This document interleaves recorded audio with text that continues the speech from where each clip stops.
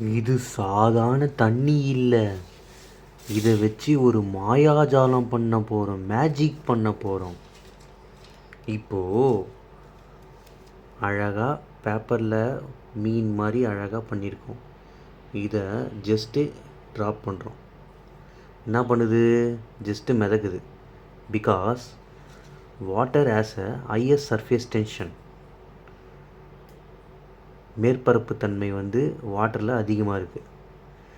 So இந்த மீனை நம்ம மூவ் பண்ண வைக்கிறதுக்கு என்ன பண்ணோன்னா, அந்த டைலில் சோப்பு போடணும். ஒரு லோயர் சர்ஃபேஸ் டென்ஷன் க்ரியேட் பண்ணணும். அந்த சோப் வாட்டர் வைக்கிற இடத்துல லோயர் சர்ஃபேஸ் டென்ஷன் க்ரியேட் ஆகும். அதனால் என்ன ஆகும்? அந்த மீன் முன்னோக்கி தள்ளப்படும். அதாவது வாட்டர் மாலிகுல்ஸ் அந்த lower surface tension side move ஆகிறதுக்கு ட்ரை பண்ணும்போது அந்த மீன் ஃபார்வர்டாக மூவ் ஆகும். சோப் வாட்ரு போட்டோன்னா அந்த ஏரியாவில் லோயர் சர்ஃபேஸ் டென்ஷன் ஃபார்ம் ஆகும். பார்க்கலாமா?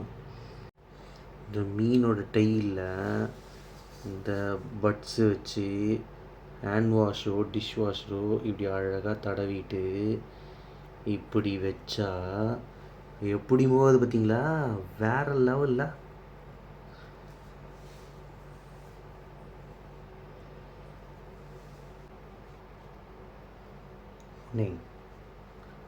எப்படி போய் ஓரம் கட்டுற தம்பி, சென்டரை சுற்றுப்பா. அப்படி